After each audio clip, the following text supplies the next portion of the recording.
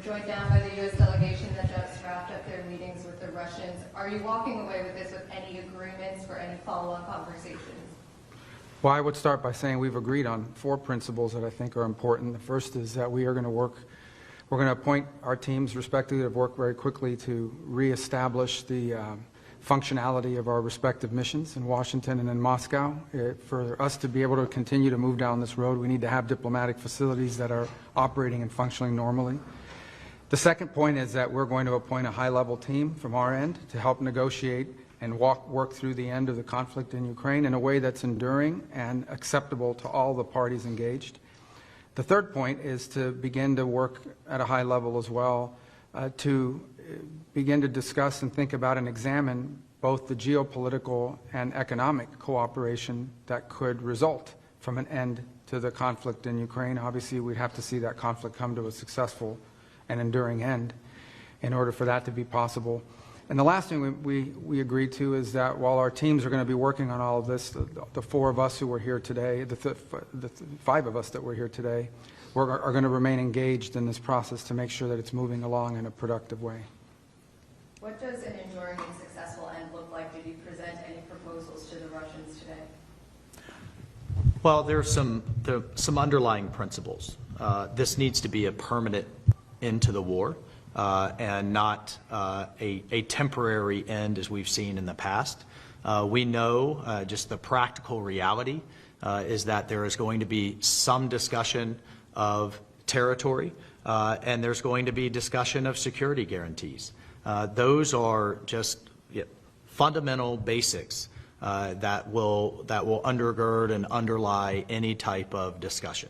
But I think the most important part is the President has stated his desire, his determination to end this war, to end the killing that is going on, the death and destruction that is happening as this war, goes on and on, month after month after month, in the killing fields of eastern and southern Ukraine is unacceptable. It is not in the interest of either country. It's not in the interest of the world, and certainly not in the interest of the United States and Europe. So all of those things will drive the negotiations going forward. And as you can see, President Trump is determined to move very quickly.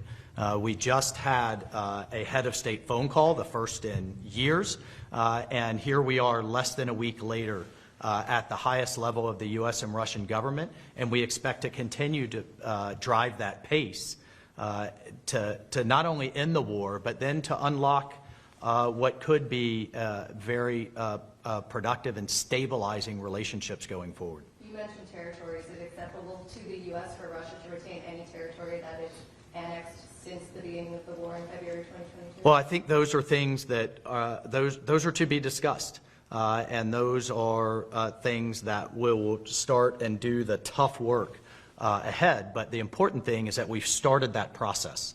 And what the President did not find acceptable was an endless war in Europe that was literally has turned into a meat grinder of people on both sides. So if you just think about, just in a few months, President Trump has shifted the entire global conversation from not if the war is going to end, but just how it's going to end.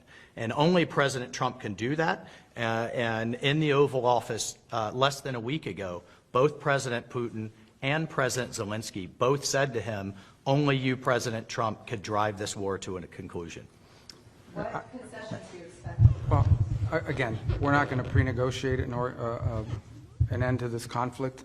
These are the kinds of things that have to happen through hard and difficult diplomacy in closed rooms over a period of time. What's important to understand is 2 things. The first is the only leader in the world who can make this happen, who can even bring people together to begin to talk about it in a serious way, is President Trump. He's the only one in the world that can do that right now. The second thing I would say is that in order for a conflict to end, everyone involved in that conflict has to be okay with it. It has to be acceptable to them. But we have to understand that it's been 3.5 years since there's been any sort of regularized contact between the United States and Russia, and in some cases between any of the participants in this conflict and Russia. So the goal of today's meeting was to follow up on the phone call the President had a week ago and begin to establish those lines of communication. The work remains Today is the first step of a long and difficult journey, but an important one. And President Trump is committed to bringing an end to this conflict, and as he said when he campaigned for president.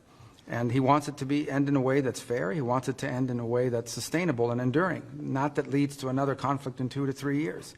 That's not going to be easy to achieve, but he's the only one in the world that can begin that process. Donald Trump is the only leader in the world that could initiate that process, and today was the first step in that process. Is sanctions relief going to be involved in any of this normalizing or trying to more level set the relationship between the U.S. and Russia? Did the Russians bring up sanctions relief in the meeting today? Well, sanctions are all the result of this conflict. There are sanctions that were imposed as a result of this conflict. And so I would say to you that in order to bring an end to any conflict, there has to be concessions made by all sides. We're not going to predetermine what those are. We're certainly not going to negotiate this today or in a press conference for that matter. But, and there are other parties that have sanctions. The European Union is going to have to be at the table at some point because they have sanctions as well that have been imposed. So, but I guess the point here is the goal is, and we agreed on what the goal is to bring an end to this conflict in a way that's fair, enduring, sustainable, and acceptable to all parties involved. What that looks like, well, that's what the ongoing engagement is going to be all about.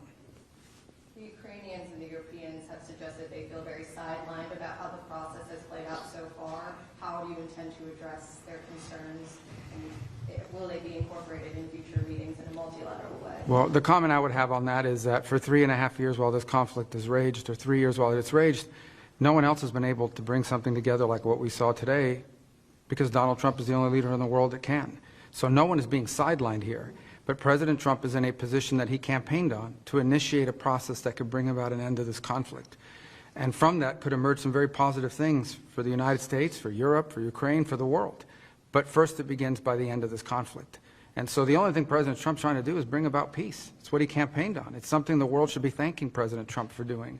He's been able to achieve what for 2.5, 3 years no one else has been able to achieve, which is to begin this process, a serious process. Obviously, a lot of work remains before we have a result. But President Trump's the only one that can do it. Look, it's common sense. If you're going to bring both sides together, you have to talk to both sides. And we'll continue to remind everyone, literally within minutes of President Trump hanging up with President Putin, he called and spoke with President Zelensky. So shuttle diplomacy has happened throughout history. It's happened all over the world. We are absolutely talking to both sides. The Secretary of State just met with President Zelensky days ago, along with the Vice President, 7 cabinet members in Europe at the same time, really showing the importance of engaging our allies. President Trump spoke with President Macron just yesterday. Prime Minister Starmer is coming to Washington next week. So I think the facts will continue to push back on this notion that our allies haven't been consulted. They are being consulted literally almost on a daily basis, and will continue to do so. Did you set a date for the two presidents to meet at this meeting? When can we expect that meeting? We did not. We did not set that date, but the two presidents talked about meeting and expect to meet. Can you take us a little bit in the room today? What was the interaction like? How would you characterize the discussions? It was positive, upbeat, constructive. Everybody there to get to the right outcome, solution-based. We discussed it afterwards. We couldn't have imagined a better result after this session. It was very, very solid. Will you be traveling to Russia again, Mr. Witkoff? I'm not sure, but we'll make that determination in the next couple of weeks. The Europeans, Keir Starmer, the UK Prime Minister, has said the U.S. needs to back any sort of European solution to the war. Is this something that you are willing to commit to? Well, I think that's something that we'll continue to discuss. We have certainly, again, as a first principle, a European-led security guarantee. We have the President, many of us, as members of prior members of Congress ourselves, have called for the Europeans to continue to contribute to our common defense, to continue to share the burden of NATO defense. We'll continue to point out that while things have improved, starting with President Trump's first term, the fact that a third of our NATO allies still do not contribute the minimum of 2% of their GDP to defense a decade after that we all collectively made that agreement isn't acceptable. We have the NATO summit coming up this June, and we would expect with the type of conflict, the type of warfare and destruction we've seen in Europe, sadly, the last several years, that we have 100% at the minimum, and in fact are exceeding that. So, look, this is a common effort. This isn't just about what the United States is going to continue to contribute and what we are going to continue to ask of the American taxpayer. We all have to make those tough decisions. We all have to contribute to our common defense, and we expect that this to be a two-way street for our European allies. And the fact that both the United Kingdom, France, and others are talking about contributing more forcefully to Ukraine's security, we think is a good thing. Did you walk away from this meeting convinced the Russians want peace? You said it might take some time to be convinced of that. How are you seeing it now? I mean, I don't view diplomacy that way. I think diplomacy ultimately is based on actions. It's based on commitments that are kept. So I think I came away today convinced that they are willing to begin to engage in a serious process to determine how and how quickly and through what mechanism can an end be brought to this war. Whether we can ultimately reach that outcome will obviously depend on every side in this conflict's willingness to agree to certain things. So I think it's important to have this meeting because we haven't really had much engagement with the Russians for almost 3 years. And it sets the table for future conversations. How that turns out will be up to the parties and their willingness not just to make commitments but to live by them. That'll be tested in the weeks to come. But I can tell you again, as I reiterate, President Trump has made it very clear during the campaign he thought this conflict needed to end. He's the only leader in the world that could have started a process that we saw here today, and this process is going to continue. And when you talk about an enduring and sustainable end of the conflict, it means one that's acceptable to everyone involved in it. And that obviously includes Ukraine, but also our partners in Europe, and of course the Russian side as well. Sorry, I didn't mean to jump in there, but I just wanted to also take a moment, I think on behalf of all of us and the President, to thank our partners in Saudi Arabia, to thank our hosts for bringing this together, and particularly the Crown Prince Mohammed bin Salman and his team. We are moving quickly, which means they moved very quickly to be such gracious hosts, and we certainly are all appreciative. Absolutely. As a last question, will the Saudis take on a more active mediation role as these talks move forward? Well, that's a decision for the kingdom to make, but I can tell you that the Kingdom of Saudi Arabia is playing an indispensable role in making today possible. Not just hosting us, but bringing the parties together to have these conversations. I think it's something we're very grateful for, something we're very grateful for the partnership that we have with them on a host of issues, and this being one of them, where we thank them for doing it, and we hope that they will, I think they've offered, and I believe that they will continue to be helpful in any way they can. Thank you all. Really appreciate it. Thanks. Can I just add a couple, I'll be extremely brief. So what is the next step now? The high-level team you mentioned is number 2 or number 3? Yeah, so let me walk you through the next step is multi-track. The first next step is working through our respective teams at the diplomatic side just to ensure that our diplomatic missions can function. There's been a series of reciprocal actions taken over the last 10 years that have really diminished our ability to operate in Moscow, as an example, and they would argue their ability to operate in Washington. We're going to need to have vibrant diplomatic missions that are able to function normally in order to be able to continue these conduits. The second is a high-level team, including those who are experts on these topics, the technical side, to begin to engage with their side on parameters of what an end to this conflict would look like.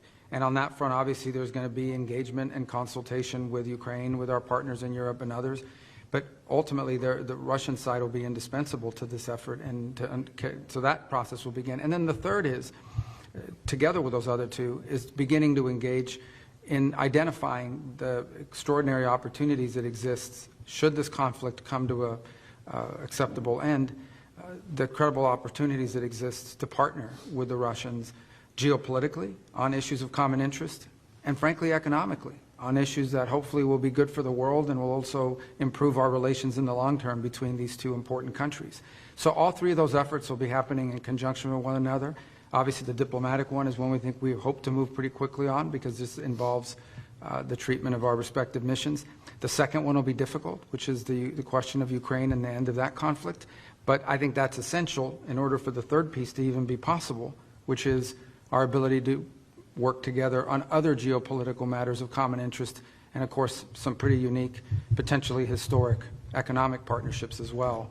The key that unlocks the door for those opportunities, however, is the end to this conflict. But Brett, in terms of when does the high-level team meet? Has there been any date? There's no date set, but as President Trump is, as you've seen over the last 4 weeks, not patient in terms of getting action. He drives hard. He wants to get things done. He's been wanting to do this, and he's moving very quickly to fulfill the promises he made to the American people when they elected him as our president. Okay, and then in terms of number one, in the restoration of the diplomatic missions, you'll remember that the first big tit of the tit for tats was after the Skripal poisoning, and the U.S. under one of your predecessors, Mr. Tillerson, expelled a lot of Russian diplomats, to which they responded.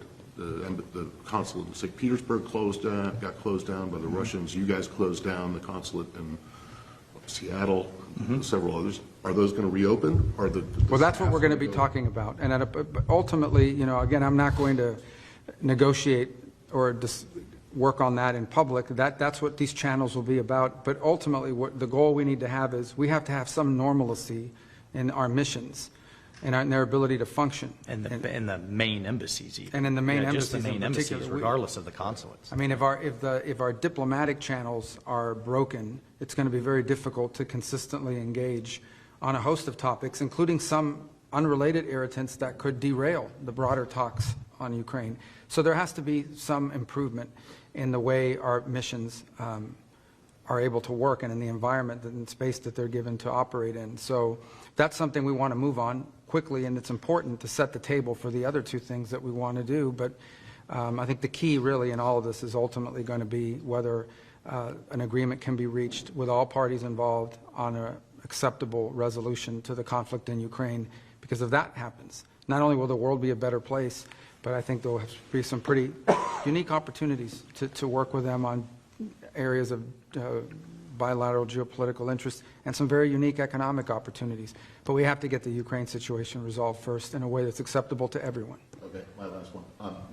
But does that mean if you get the staffs back to the normal operational level and staffs at the embassies, that you consider the Skripal case, the Crimea annexation, to be closed? There are no longer issues? Because I think, you mentioned that Keir Starmer is going to be in Washington next week. I can imagine that the Brits won't be particularly.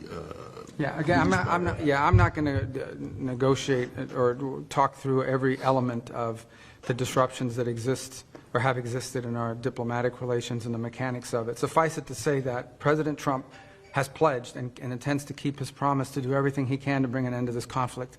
We cannot do that unless we have at least some normalcy in the way our diplomatic missions operate in Moscow and in Washington, D.C. And so we need to work to improve that, and we're going to work with them to see what's possible within that context. Does that include removing Lavrov from rescinding sanctions that have been imposed? We're just not at that level of conversation yet, but there'll be a number of topics that will have to be discussed along the way. We haven't even begun that process. Today was just an agreement to begin a process to talk about those things. All right. Thank you. Thank you. Thank you.